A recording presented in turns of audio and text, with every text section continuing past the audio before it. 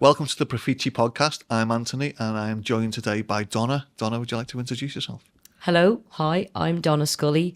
I'm from Dublin. I'm a joint owner and director at Carpenters Group, and I'm a mammy of twin boys who are 23. Thank you again. I feel privileged now. There's like twice in one day. So I'd like to start off. Tell us a little about where you grew up and how did that affect who you became? I think it's had a massive impact on me and influenced me. So I come from Dublin inner city, so I'm Irish. I come from a very working class background, quite a fractured background, I suppose, in the sense my dad died at 7 when I was in a car crash, and my mum has always suffered with mental health issues. So after my dad died, I moved back to live with my granny and granddad in their house. So there was quite a lot of us in the house together. But it was, it's very happy, but, it was fairly basic and lively. So, yeah, and I suppose that's where it starts, and that's your beginning and your grounding, isn't it? Mm. So do you think that's carried on right through into your career? Yeah, I suppose another impact on that is that I very stupidly left school at 16. Right. I decided to step away from education and get a job because, from that background, you kind of want to make money and you want to, help the family. I probably in different circumstances, I wouldn't have done that. But I did do a secretarial course because I did them at my convent school in Dublin. And and my granny made me anyway, because she said it would help me to get a job and to be able to pay the bills and stuff. So I did that. And so I actually left. I was probably 17 by the time I left, having done that year's secretarial course. So yeah, I mean, that's the background. That's what people like me did. In fact, probably people like me didn't even become secretary. So it was, it was probably not the worst beginning. What was it like going to school in a convent? Oh God, I mean, strange. Was it? Very strange for me. And I look back and go, why? My dad died when I was 7, but people tell me he was a bit of a character. He was quite outgoing, quite a larger than life character. So I suppose I have some of that DNA, I think. I'm very inquisitive by nature. I hope I'm a little bit intelligent, so I kind of question things. And there's no questioning the nuns. It was only girls, huge classes. I was in a class of about 40 people. Wow. And if you ask them, that doesn't make sense, sister, particularly around the Bible. Oh my God, you were like the worst in the world. You'd have to be, they'd want to crucify you. So I didn't fit in. And I didn't feel like I did as well. And I didn't accept a lot of the stuff that they said. So I was probably always fighting the system in a way. Their job, they thought, was to prepare us for marriage. So, the only science I did was domestic science. I learned how to sew, knit, crochet, cook, and all that. I can't even do, I can't do any of those things. Really? So I wasn't listening, because it wasn't interesting and I didn't enjoy it. So I kind of got through it and came out the other end. And I didn't take their advice a lot of the time about, rushing to get married and have kids straight away and all that. So yeah, they weren't really for me. I didn't get them. No. My mum worked at it was like a private nursing home at the time. It was run by nuns from when I was young. So I was almost like growing up around that and I was petrified. Yeah, they're quite scary. Yeah. I did speak up to them, I was a little bit, I dyed my hair, I had 2 earrings, and that was like, God, I was so outrageous. And to them, I was out of control. And my granny loved them, and the priest, she was very religious, and my mum was quite religious. So, I was in trouble a lot. Because they would complain about me, and my granny would try and get me to toe the line, but it wasn't really in me to do that. So I did stand up to them, but I kind of look back. I almost feel like I'm where I am despite them, because they definitely didn't try and inspire me or help me in that way. It just was, it wasn't for me. And I think they're becoming much less popular. You don't see confident, educated girls in Ireland now very much or at all, I'm sure. And I think that's not a bad thing. So we'll move on to the business and everything in a while. What do you like to do outside of work?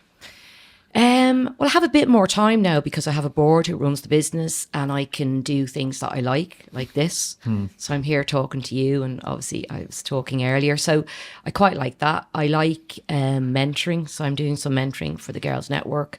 I do some volunteering, which I never had time to do those kind of things when the business was in full swing and the boys were young. I've got twin boys who are now 23. So I'm kind of doing the things that I wanted to do. I'm a bit of a campaigner by nature, so I do like to public speak a bit or to get around the table, you know, in the industry that I'm in, to try and like shape what's happening. So they're the kind of things that I do. I do Pilates quite a lot. I picked that up about 10 years ago, late to the table, but I realised I had to do something. I was in very stiff and in a lot of pain and stuff from stress.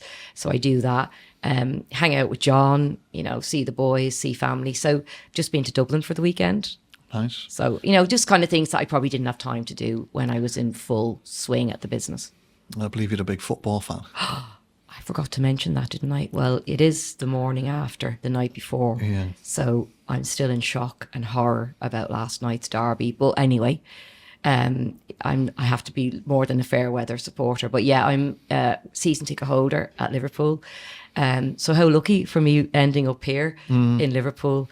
One of the first things my brother said to me when he heard I was coming to Merseyside, he's a massive Red, was, will you be able to get tickets? So, you know, I'm very popular in the family because we have a lot of Reds. So yeah, no, it's great to be here and to be able to I go to the home games. So I love that as well. Nice.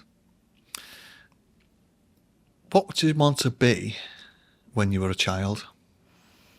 God, I think probably a little bit to rule the world. I think I was quite precocious and loud. Some people might say I still am, but you know, like, I think I wanted to know loads. I was very like a sponge. So, you know, I would be like happy to meet new people, to listen to them. If I got offered to go anywhere, I'd go. Right. I remember being on a train back from a trip to Limerick to Shannon Airport. We went on a little plane, believe it or not a big plane it was. Our class, I think I was about 8 or 9, and we were on this train, and on the way back there was a guy from a radio station in Ireland, and I was chatting to him, and he decided I was quite interesting, and he interviewed me, and I ended up on the radio. So I kind of look at that and think, well, you know, the writing was on the wall that I might be sitting here with you. But I think probably I was quite ambitious and inquisitive and driven, and it was quite difficult because of where I was from. Yeah. And, you know, because of the opportunities that were available to me weren't the best, really, I suppose. But anyway. So did you find that unusual in a way from your background? Yeah. Did you almost stand out from the crowd because you did want to do that? Yeah, I suppose. Yeah. And I think my mother and my granny would say that they kind of saw it, that they could see that kind of ambition in me, and that like not wanting to conform, asking the difficult questions. I'm willing to try stuff. I think I'm probably a bit brave. You know, I'll try things. But yeah, it was, and I suppose when I look back, it was probably quite frustrating for me because I had all this going on, but I came from a background where there wasn't a lot of opportunity.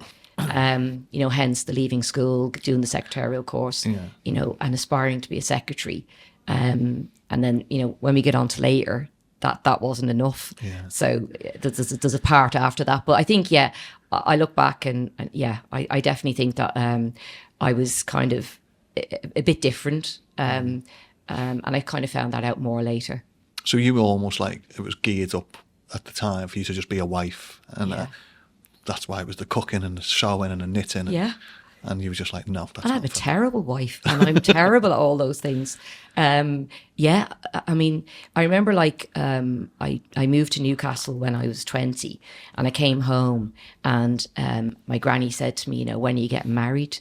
And I said, 20, I'll get married. No way. And she said, every girl wants to get married. And I went, I don't want to get married. That is not on my list of ambitions at the moment. I'm not saying I never will, but absolutely no way at 20. You know, I just want to, but you know, obviously you didn't live in sin. Yeah. So you couldn't really tell her, that you were living with him, perhaps. So, oh God, it was quite tricky Yeah. to keep the information away from her. But yeah, I think it's quite shocking, really, that was the be all and end all. But I definitely wasn't having it. So if you could go back now to a 16-year-old you, what would be the one piece of advice? Well, that's why I love mentoring Yeah. 16 and 17-year-olds, because they are me. And I do them, the girls I'm with are from the same sort of socioeconomic background as me. And some of them have, difficult backgrounds and maybe from another country, or they have a single parent or something. So I can really relate to that. Yeah. And I can kind of say, I understand because I've been there. Don't let it hold you back. Don't let it kill your dreams and all that sort of stuff. So I think I would say to myself, I wish I had had that person. So I wish that, there was a girls' network in Dublin, and at 16, when I was leaving school, someone like me rocked up and said to this Donna, who noticed that I had that ambition and a bit of drive, don't be silly. Hang on and do another 2 years, do your A-levels or your leaving cert and take it on. So I would be saying to me, you shouldn't have made those decisions. I don't think I should have really been allowed to make those decisions. But, again, when you come from that kind of background, it was normal for people, for women particularly, to leave school early because they were only going to get married. So I'd be saying to Donna, don't give up on your dreams. Go for it. It's interesting that. I mean, I remember when I was going into secondary school and I got a scholarship. I used to be a runner, so I got a scholarship to a good school. And at the time, I said to my mum, why did I end up in the school I did? She said, because that's where all your friends went. Yeah. So you wanted to. And I thought, but I was 13. Yeah. It's not my decision. That should have been, no, you're going to that other school. Yeah. I mean, everything turned out all right. Yeah. The school was horrific. Yeah. I mean, it's knocked down now, just loads of houses. And that's why being a parent is the hardest job in the world. Yeah. Because you want them to be happy, but sometimes they're doing something that's not in their best interests. And I think, that's the difficult one, isn't it? I think sometimes we have to stand on and be the baddie and say, no, you're doing that. But I wouldn't judge anyone because, at the end of the day, we're quite strong. I was very strong at 16.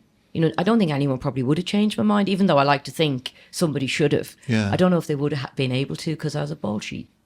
I was fairly bolshy, so I don't know. My mum would say, yeah, try that. Try and change your mind. So, but yeah, it wasn't my finest moment for sure. Yeah. I know we're digressing slightly now, but we touched on it before, but there is that worry, especially with the school. It's almost, that's what gives you that determination. And if you haven't got that, you mentioned about your boys, and I've recently just put my 2 boys into school at 5 and 3. And it's interesting, actually, when we went round all of the schools, the one thing that sticks into my mind, I spoke to the head teacher in the school he's at now, and I said, what makes you different? I said, obviously, the stats and your awards and where you are educated, but what makes you different? And she said, we teach them and we force them to fail. Yeah. She said, because at the moment they don't. She said, so they get to the end and then they get into the big wide world and it just whacks them because they've never had to deal with anything at all. They're not resilient. No. And I was reading about this recently, and this guy was saying in one of these podcasts that that's the problem now, is we have a whole bunch of young people who we've mollycoddled and, protected and supported, and they've never really faced any adversity. So when adversity hits, it absolutely floors them. Whereas the likes of you and me had adversity all the time. Yeah. Someone at school who was really tough and stole your homework, or, like not having enough to eat, or, whatever. And I think they've never had that. So it was interesting to hear that. So I think that's a really good thing. And I think when you fail, it's not, beating yourself up so much that you don't pick yourself up and you can't continue, because you have to continue. Yeah. And it's someone said, and I think it's a famous golfer or something like that, but, really your quality of life is governed by the way that you handle the shit. Exactly. Or maybe it wasn't a golfer, but I heard it somewhere, and I think it's really true. If it floors you and you can't get back up, then it's going to damage you and it's going to have an adverse impact on you. So, yeah. I mean, you mentioned a phrase before, which I use a lot, which is nobody's died. And that's it. It's like the way people carry on sometimes. And I'm like, it's tough. Yeah. Life's tough. Business is tough. Yeah. No one's died. No. Just brush yourself off and get on with it. Yeah. Calm down, don't Exactly. beat yourself up so badly.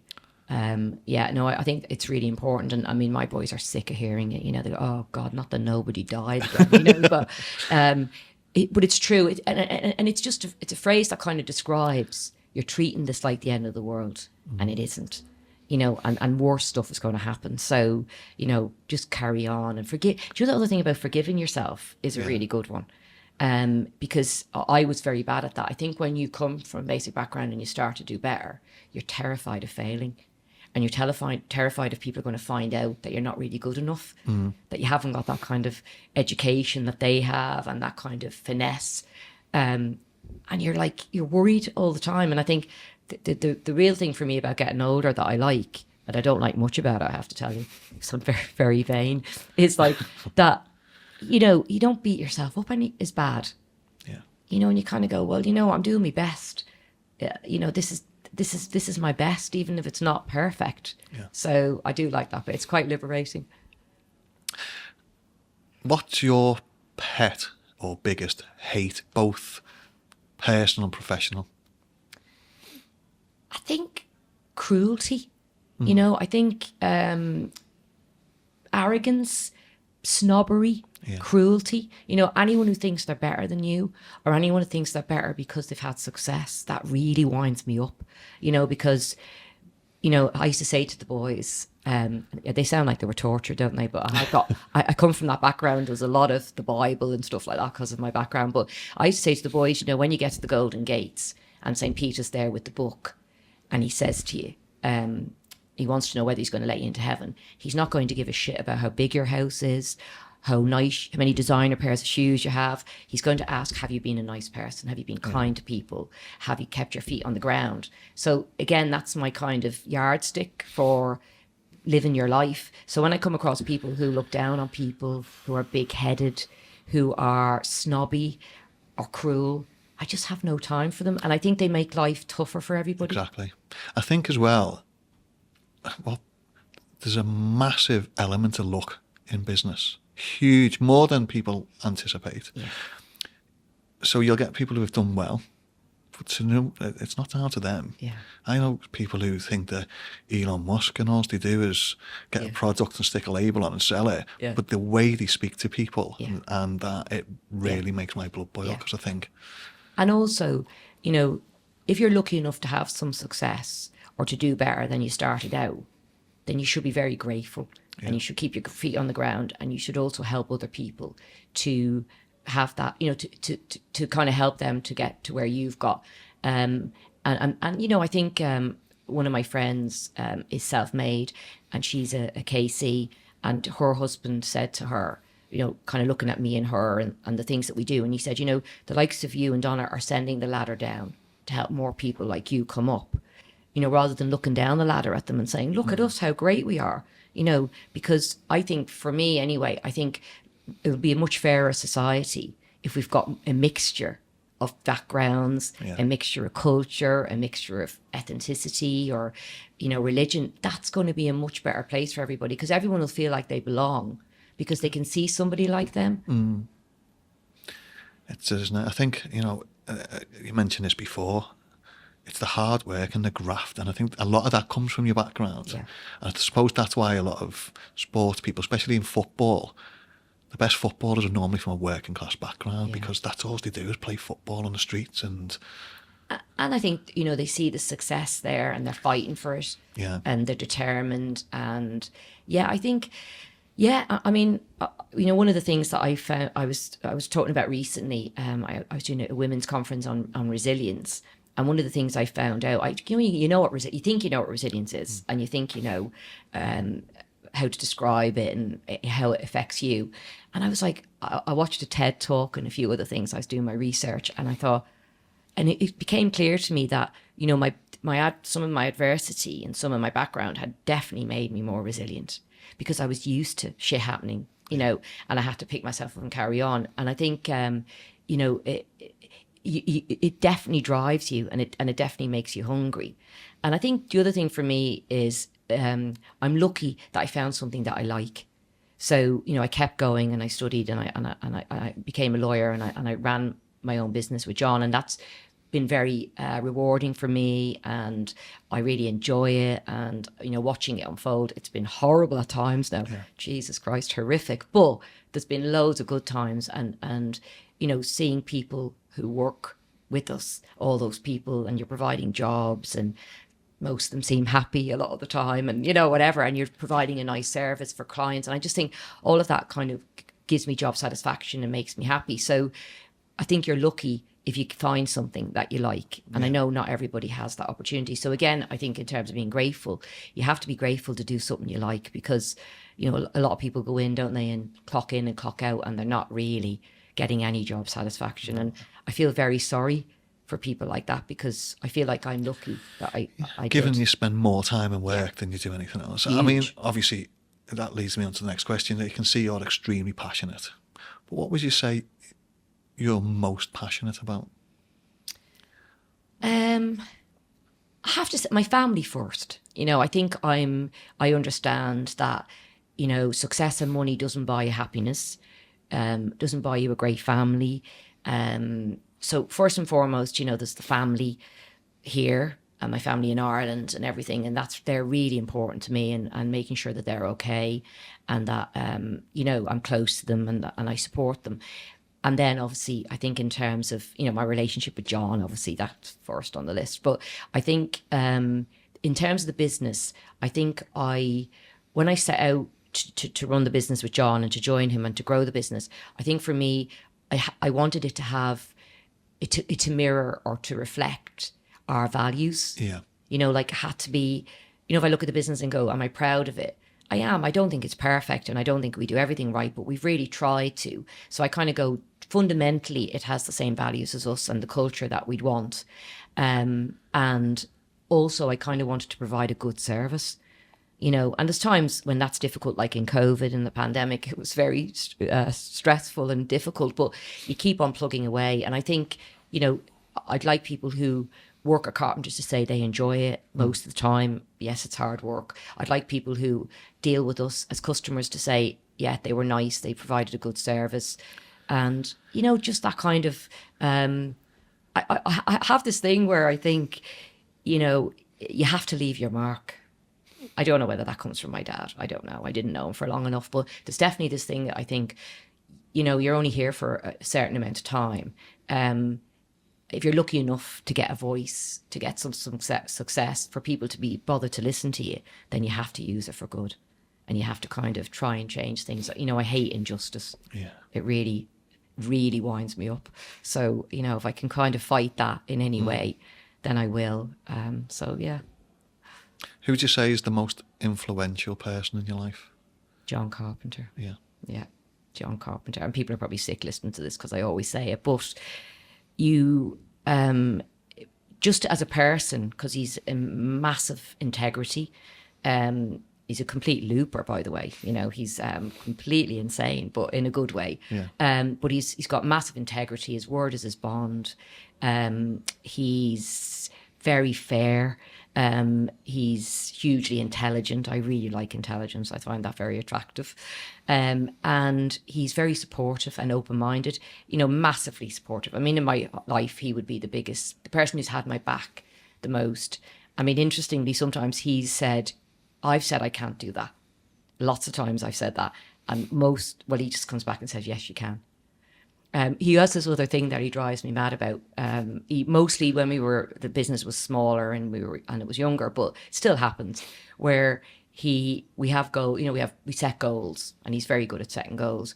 And then the minute he achieves them, he moves the goalposts, and I go, hello, I'm Irish. I want to celebrate the goal and enjoy myself. And he's like, oh, no. So like he's very driven. And in a way, it's been painful at times. And I've kind of been taught, oh my God. But then in another way, I've achieved so much really because of his relentless belief in me. So it's got to be him. It's interesting. I'm a little bit similar. I'll set a goal, but as soon as I get there, I've moved on. I was like, right, I've done that now. So we're all knackered with people like you see. Yeah. But no, it is good. It is. It's painful because you don't ever stop and appreciate or feel like you've achieved something. It's always like, tick, done, right, what's next? Yeah, but that's the sign really of a good leader and a good entrepreneur. I'd say that positively for John, and I mean, I don't know you well enough, but the good thing for me with John is he only really sets big targets if he thinks you can meet them. Yeah. You know, if he thought he was going beyond my ability or he was making me unhappy, or he knows, you know, when I've said to him, oh, you've been too tough, and he goes, no, you are well able for it. So, you know, I think there is a kindness there. You know, he just was really wanting me to not kind of settle and to keep pushing and pushing, and he's definitely done I'm a that. bit like that with my wife. I'll do something and she'll be like, no, and then, but I know deep down she can do it. You can do it. Yeah. And those kind of people in your life are very valuable because you end up achieving a lot more than you expected. Yeah.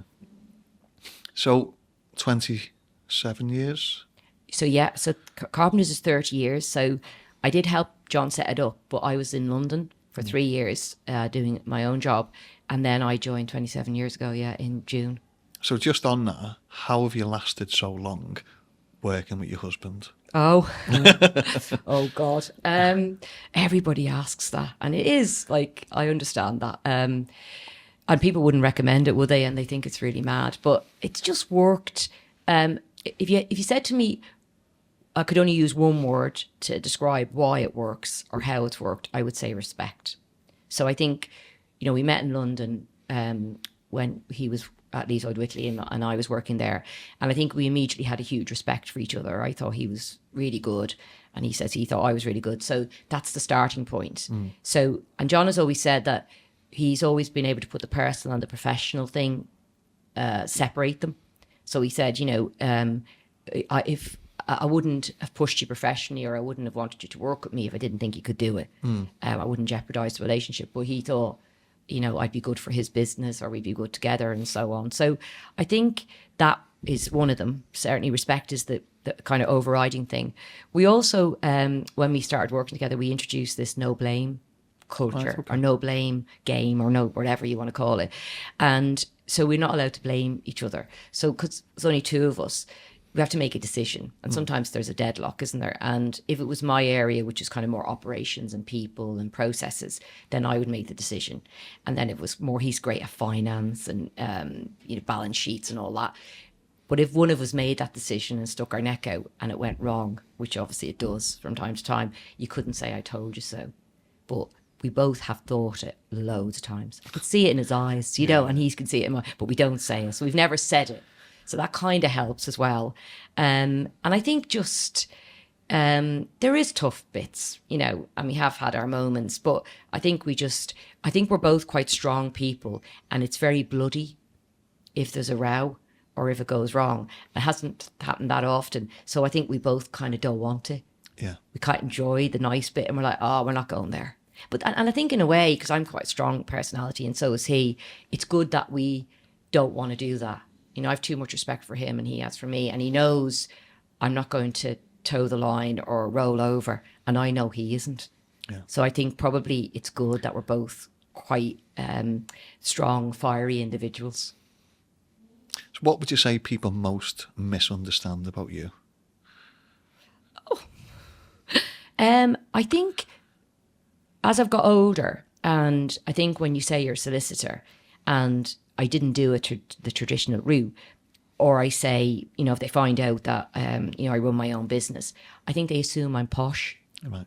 And I went to university and that I had this very traditional background. And obviously because I'm Irish, so they can't really tell whether I've got a rough accent or not, you know.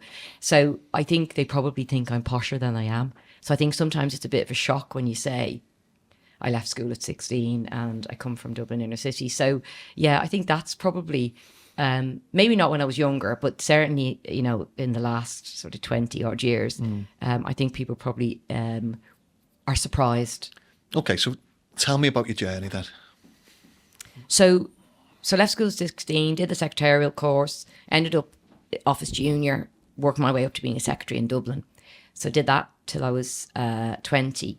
And then at 19, I went to Torremolinos and had a holiday romance with a Geordie. I can't believe I'm even saying this. And I he came over. I went over there a few times, only for about a year, I think. We didn't prolong the old long distance thing. So, and then when I was 20, he said to me, "Why don't you come over here and live?" I don't know why he said that and I didn't say that to him. I can't remember. But anyway, he said, "Come and live in Newcastle upon Tyne." And I didn't even really know where it was, because when I went over, I think I got the boat to Liverpool and then the train. So I didn't really know where it was. I thought it was in Scotland. It was that far north. But anyway, and it was freezing cold. But so I did.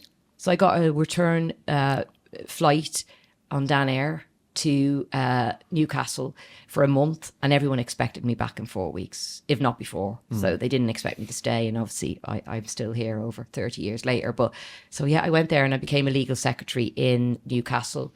So 20 to 20, about 22, I think. And then I just got a bit bored being a secretary, and I thought, because I wasn't looking to get married or anything, I was looking to have a career. So I thought, I can't do this for the rest of my life or for the next 40 years. So I applied to Newcastle to do a law degree, couldn't get funding to go and do a degree. I didn't have any money. I needed to work. So then I found out there were other ways to become a lawyer, and which was the legal executive course. So I started that.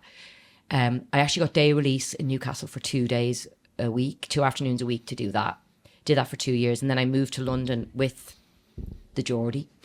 And I did the next 2 years in the evening, because I didn't get day release. So that was quite tough, because London's quite big, isn't it? So I was going from work to college and then home. So I was getting home at 11:30 at night. So that was quite hard. And then I did the 4 years legal exec. So I was then a qualified legal executive. And I suppose I said to you earlier about the ambition. I think there it was, thinking, well, if I can be a legal exec, why can't I be a solicitor? So which just meant continuing and doing more. I did it all part-time, took more and more exams. I actually did physically 29 exams to get to the end. I did the last year full-time. I got sponsorship. I did that as part of a deal of moving to a new firm. So I did actually get to college for a year or 10 months. And it was interesting because it was London Guildhall University, but it had been City of London Poly. Right. And it became a university the year I went. So I actually did kind of go to university in the end. But I did the legal practice course there with loads of young people and me. I was about 29. So I qualified at 30. And then I went to work in another law firm in London for 3 years when I qualified, and got offered a partnership there after 3 years, which was amazing and flattering and everything. But I didn't really like the firm. It didn't really have the values that I liked. Right. John was back in Liverpool. He had set up his own niche commercial practice. I think there was about 4 or 5 of them. So I thought, okay, I'll move up to Merseyside, and be with him. And then I was going to get a job in a big law firm in Liverpool, kind of Silverbeck Reimer, I think, was around. I was a claimant lawyer. So I was going to do that. And John said, why don't you come and join me and set up your motor insurance legal bit in Carpenters? And I thought, don't know how to run my own business or, whatever. And here's the bit where he thinks I can. Yeah. And he pushes me and he gets me to join him. And I kind of thought, again, like the month's flight to Dublin to Newcastle, and I'll go back if it doesn't work. I'm very good at going back if it doesn't work. That's how I do all the stuff I do. But I kind of went, if it doesn't work out, I'll go and get a job in Liverpool. So what am I going to lose? Yeah. And then the rest is history, because I went and it did work out, and we kind of built the business. John probably kept his little bit, and then, for years, and then kind of just helped me to build my bit. And that's kind of where the kind of growth has been. And yeah, it's quite big now. Yeah. So that's the story. So you mentioned before, it was pretty much on the first day you changed. Oh yeah. Oh, poor John. So I get there, and or in the preparation for going there, working my notice, John is called JD Carpenter and Co. And it's on this black and white embossed paper, like Braille, that kind of paper. Really posh and unnecessary, I thought, really. So I sort of said to him, we're not doing JD Carpenter and Co. That doesn't work for me. And he was like, why? I says, well, it sounds like an undertaker or a pawn office or something. I said, if we just go Carpenters, it sounds bigger. You know, so this is me, like, you know, with my big picture head. But and he just said, well, look, knowing John doesn't care about things like that. Yeah. You know, he cares about, you know, how you run the business, the finances, the operations. So he didn't care less what I did. So I changed the name, I changed the letterhead, and obviously we're still Carpenters. We went group a few years ago because we have a lot of divisions, and we're not, the legal bit is not the biggest part of the business. So we kind of went group then. God, yeah. I think that was a board decision, not just mine. But yeah, so that's how it started. And I suppose it started as it meant to go on, because in terms of the frilly bit, that was all up to me. He was quite happy to let me do all that kind of stuff in terms of aesthetics and, you know, like PR, marketing and stuff like that. That's not his thing at all. No. So flipping back to you, if there was one thing you could change about yourself, what would it be? Only one. I think I'm working with the new little mentee who's 17, and when I said to her, "What would you like us to work on, or what would you hope we can achieve together in our 10 sessions?" And she said to me, "I'd like to be able to listen more and talk less." And I thought, Jesus Christ, and you're coming to me for that? Jeepers, I'm terrible at that. And we have this laugh, John and I, where he goes, you know, 2 ears and 1 mouth for a reason. So I'm really bad at that. I've had to really work at listening more. Someone gave me a book on Irish sayings, or, you know, it was like reasons you know you're Irish. And one of them said, you know you're Irish because you're waiting on the other fella to shut up so you can speak. And I just thought, oh, that's me. You know, I'm not even listening to the other person. I mean, I don't think I'm as bad as not listening. But so I think I'm still working on it. And for someone like me, Zoom and Teams is a nightmare because I don't listen enough and I don't know when people are finished. I'm so quick to jump in. I think they're finished. And, you know, there's that delay on Teams. So when COVID hit, I was like the rudest person that ever lived because I was always over speaking people. So that, and I think what goes with that listening more and talking less is patience. Yeah. I haven't got enough patience. I have really tried to work on that as well. I used to count to 10, you know, when I was waiting for people to get ready. And I'm very I like to do things quick, not always, you know, hugely beautifully around like that. It's, you know, can be a bit rough and ready and a bit clumsy, but I like fast. Yeah. And I think I want everyone to go at my pace. I certainly did when I was younger. I could be very intolerant and just like, you know, it's not kind sometimes, you know, like, because other people are slower, but they're better quality. You're not right all the time. I haven't got that kind of monopoly on being right. So I'd say the talking, listening and the patience. What would you say your biggest fear is? I try not to be governed by fear, if I'm honest. I think people getting sick. You know, I think over the years people get sick, don't they? My brother had a scare this year in January, you know, and he ended up having to have big surgery. And I think that's my biggest fear, is people getting sick or not being well, because it doesn't matter how much money you have or how much success you have. You know, you can't really do anything about that. Illness, can you? No. So I think, you know, probably my fear is people not being well who I love. You know, yeah, I think that's my biggest fear. So what would you say your biggest lesson you've learned in life? One of them is not to sweat the small stuff. You know, really. I look back and I go, God, you know, I tortured myself about... and I think not being a perfectionist, and you know, you talked about it earlier about, you know, realizing you have to fail, and I think, and my friend who's a psychotherapist has this theory. He's just written a blog on it. You know, when you come from a fractured background or an ordinary background, it can leave a mark on you.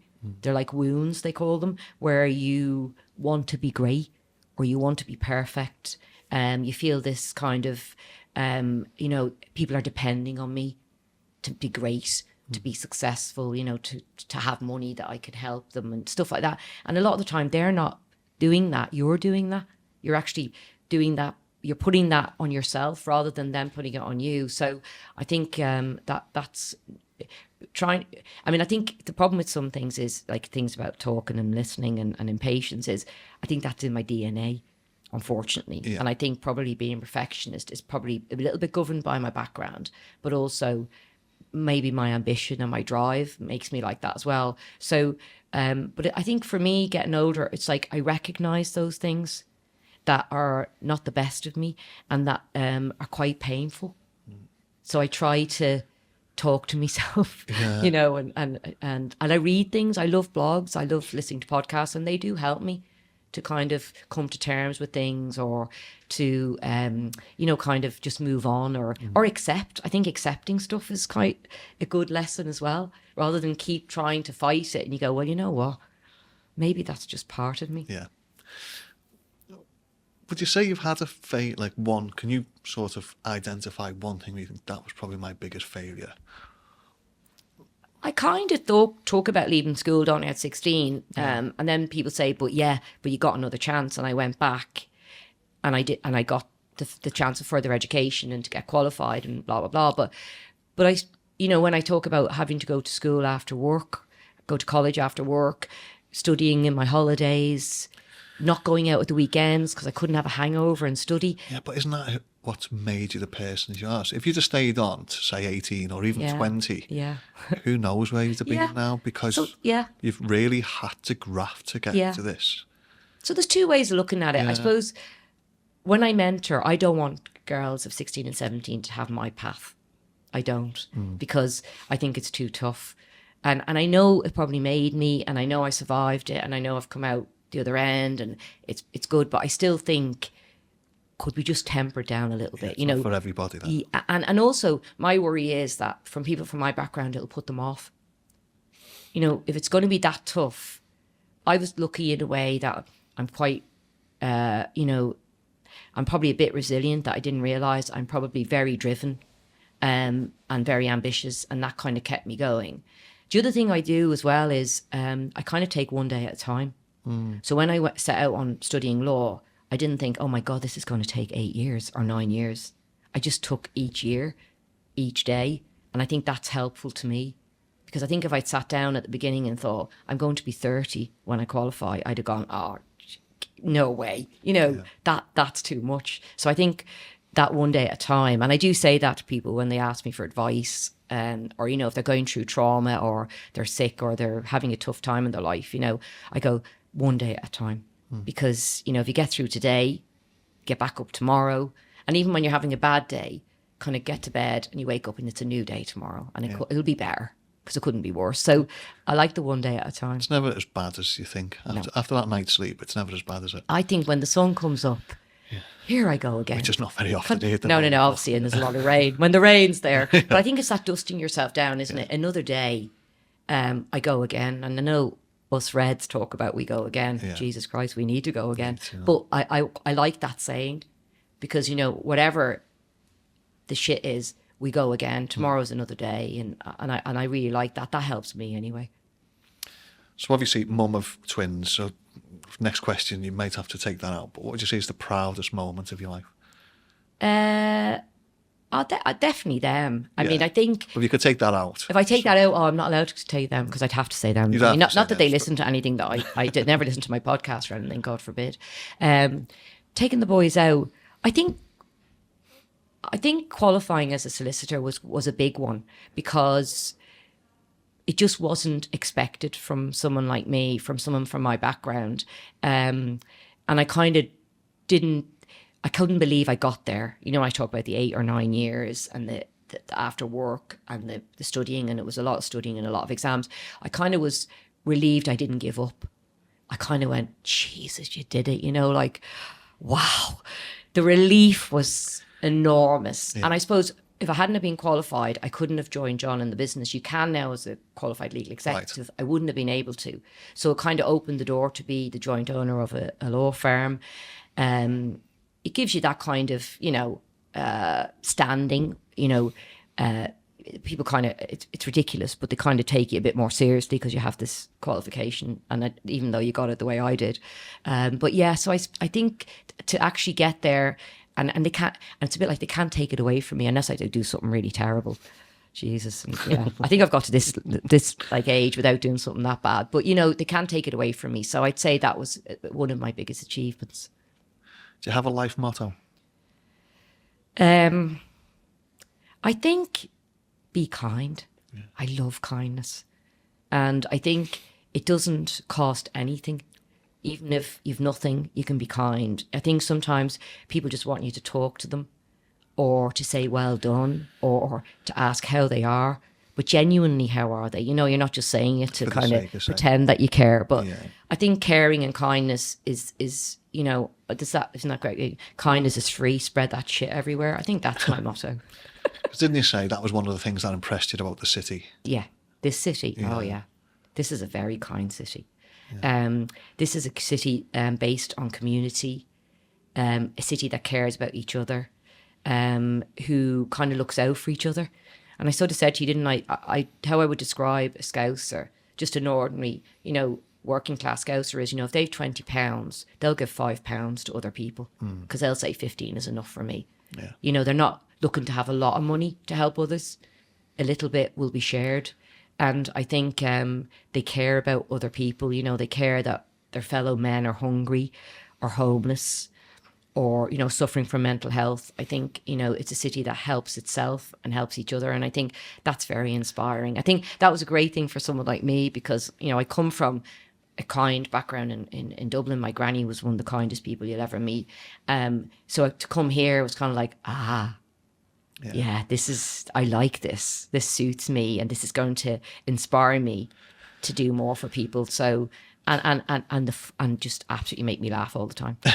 Tell me the story about your gran and your friend from school. My granny and Margaret Whelan. God, I don't know if Margaret Whelan. No, she wouldn't listen to this. I think I've lost touch. My brother did bump into her a few years ago, and she did ask how I was. But so I went to a little primary school near where I lived, tiny, and it was a bit like, it wasn't like Little House on the Prairie, but there was more than one class in a year because it was kind of it was going to close down after a few years, so it was getting smaller and smaller because there was a big school nearby. But it was a lovely little school, and it was in a very working class background where I come from. But down the road from me was even a rougher place than where I'm from. It was huge blocks of flats. And some people came from there to my school because it was a decent enough school as schools go. And everyone was very sad when it closed down. But anyway, Margaret Whelan was my friend at school, and we didn't get free food at school then. I did get some when I went to the bigger school, but this school didn't have any. So you had to bring in your lunch, or you could go home for lunch because it was an hour, and I could go home. I lived 5 minutes away. So I kind of noticed that Margaret didn't ever have any food, and she didn't have any lunch. So I told my granny, and I said to my granny, you know, there's a girl at school who comes from, you know, Oliver Bond, these flats near me. And I said, and she hasn't got any lunch. So I said, well, bring her home. Like, bring her home for lunch. So I did bring Margaret home, and she came home for 5 years with me every day that school was open. So, you know, that's the kind of woman my granny was. And we didn't have loads, but as far as she's concerned, well, she'd give Margaret some of my lunch anyway. She'd say, you don't need all that. You can share it. So I have a very good role model in her. And my brother bumped into Margaret in town. She has a family now, and she was laughing and saying how nice my granny was and how was I and stuff. So, you know, that you leave your mark on people, don't you? And I mean, I didn't think anything of it. I didn't think that was really generous. I thought that was normal. But it's only when I told people about it and they kind of went, Jesus, you know, how kind is that? But yeah, that was my granny. So just touching on some work or business related questions, what would you say is the most difficult thing about running a business? I think juggling everything. You know, I think the thing about a business is you're juggling so much. You know, you've got to make sure it's running efficiently.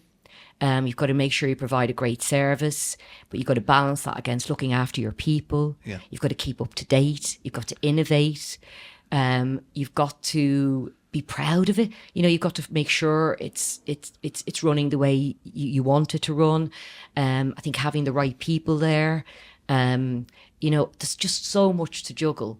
And I think there is, I'm good at switching off a bit. I think that's the Irish in me. But, you know, there's a huge responsibility that you provide that many jobs, because a job is very important to people. It's probably one of the most important things, you know, in terms of paying the bills and so on. So I think when you've that many people depending on you, you have that sense of responsibility. But we're really lucky. We have a great team. working in the business, who run the business. Our people all contribute and work hard and are very loyal. Some of our people have been there over 20 years. So, I think if you have that great team, then that helps because they share the load with you. And they don't just think, oh, I just want my money and that's all, and you've got to take all the responsibility. They're kind of like, they care, and that helps with the load as well. But I think, I don't analyse it too much. We had a board meeting, our monthly board meeting yesterday, and we go through everything that we have to make sure is running and things we need to look at. And, that's important. You got to have a business plan. We always have, and you've got to work to it and see how you're doing. And you got to survive when the shit hits the fan. And I would talk to you about the pandemic there. I mean, we've had lots of reforms in what we do. So we've had a lot of reform stuff that hasn't been very nice and been very tough for the business. But, nothing quite like the pandemic. That was like, that would teach you how to keep going. But I think I'm good at switching off. And I think I just kind of, that day by day. So, this is a good day. I'll put that on the list for tomorrow and I'm going to bed. So, just kind of, and I like the list, ticking off what I need to do and what gets done. And I think that other thing we talked about is, when the shit hits the fan, you have to kind of stand on and, get your team together and not panic and find a solution. I think I am a solution person.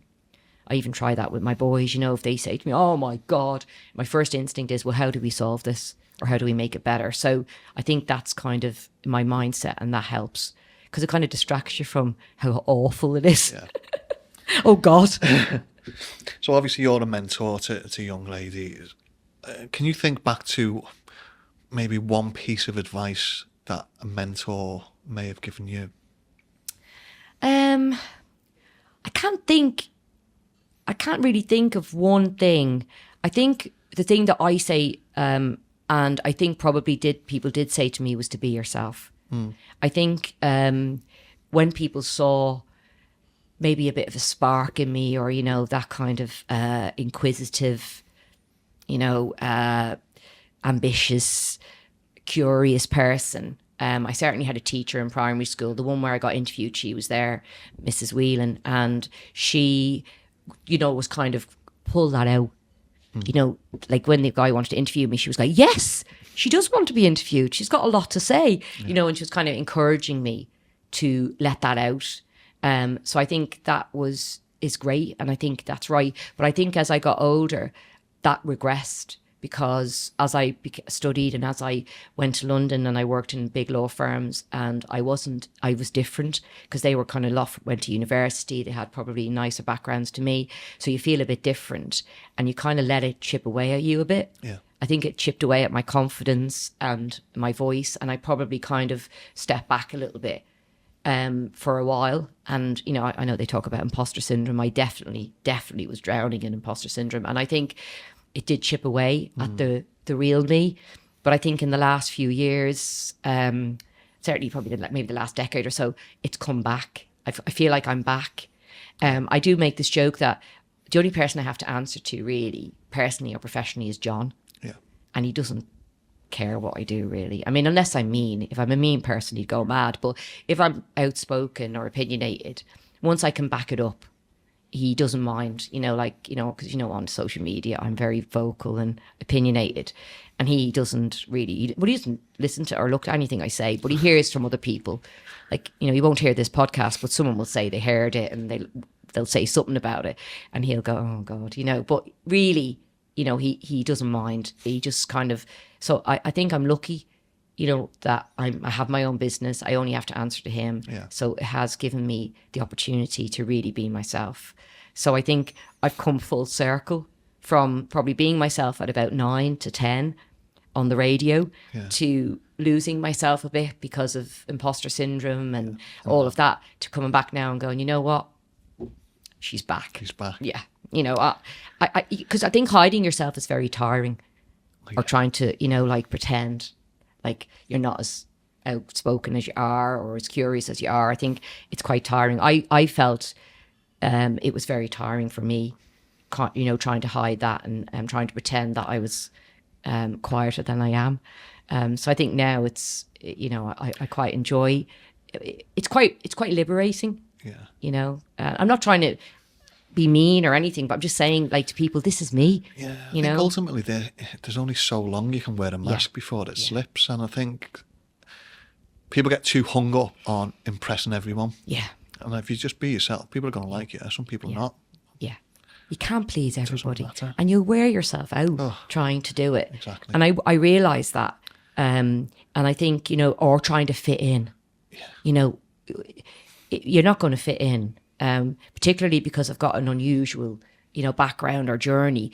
You're never going to fit in. And also, if you're opinionated, you're going to, you know, it's going to squish out because you can't shut up, you know. Even though I'm still learning about the listening and all that. I mean, you know, that's a work in progress. Well, we've almost finished. There's just a couple of things I want to ask. What's your favourite funny story that's happened? Oh God, I've got so many. God, I mean, I'm now going through about, oh God. I mean, this is mad because there's funny things happening every day. And I do terrible, really stupid things. And when I tell people, they're shocked that I do these things because they kind of go, oh, but you're intelligent, aren't you? And you're like, even my sons do this. They'll say, oh, you're intelligent. And how would you do that? And I go, because I think the thing about me is that if I'm not working and concentrating, I don't give a shit. Yeah. I'm very much like, you know, John has a saying about I put my brain in the drawer on a Friday evening, or I used to, and then I go and I don't care. But I do have to have downtime. So, you know, I switch off. And the other thing I do is I speak before I think. So things come out of my mouth where I'm embarrassed. I mean, this is mad because I'm going to think about 15 stories on the way home. I mean, no, I can't think of one offhand. Sophie was said to mention about the choker story. She said she always remembered the day when you had a choker on, it snapped and there was beads just went everywhere. Oh yeah. Okay. Well, I have another one as well, actually, which is similar to the choker story. So last year on holiday, I decided I wanted an ankle chain because I've never had an ankle chain in all my life. And I mean, you can't live, can you, if you've never had an ankle chain? So I bought like this pink diamante ankle chain. It wasn't real or anything. I mean, I knew it was going to, you know, because it's very, I'm quite clumsy. So I thought I won't go dear buying this one. It certainly wasn't from where Sophie used to work. So anyway, I bought this pink ankle chain, little pink diamonds on, and I was on holiday last year with my husband and my son. And we went to this beach bar and we stayed a long time. And the thing about me is I don't know when I have enough wine, and I never want the party to end. I think that's a very Dublin thing. So anyway, unfortunately, as I was going down to the toilet, it was like wooden stairs. And it was to do with the stairs rather than the wine, really, obviously. But I tripped over and I fell down. Anyway, I was obviously massively embarrassed, but there wasn't many people left in the beach bar. So Sean was coming behind me, my son, picked me up, obviously. And the chain was all broken on the ground on the first day of wearing it. So we were picking it up and putting it back in our hand. And I went down the toilet and Sean said to me, nobody saw you. Don't worry about it. Honestly, nobody saw you. Everyone's nearly gone. So I went down the toilet, came back. Anyway, a few days later, we went back to the beach bar. And by the way, the chain was irreparably damaged. I couldn't fix it. It broke where it shouldn't have. There was all blood where the diamonds had stuck in my ankle on my thing, so it was all blood everywhere, so it was bad. But when I came back to the beach bar a few days later, you know, walked in all, you know, because I'm sober and I'm great, you know, and it's nearly healed. They started clapping about me falling down the stairs and the ankle chain. So that's kind of like the story about, you know, one of the stories, but there's about probably a million of those.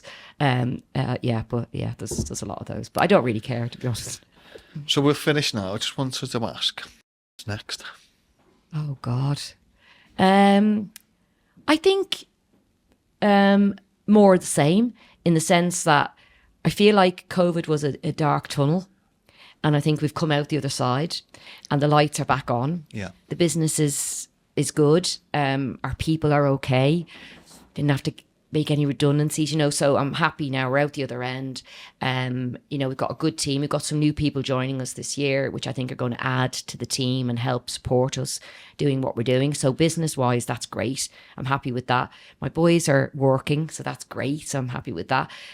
They survived, me being their mammy, and they're happy. And obviously John and I have a bit more time, so we might go on holiday a bit more. The other one for me is I want to do more my stuff. So I want to do more mentoring. I want to do more volunteering. maybe stuff like this as well.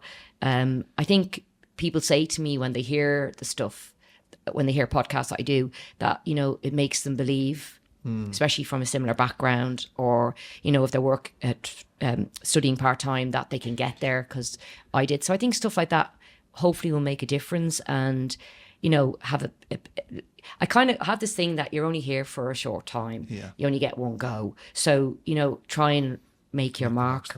You know, make your mark if you can. Give back if you can.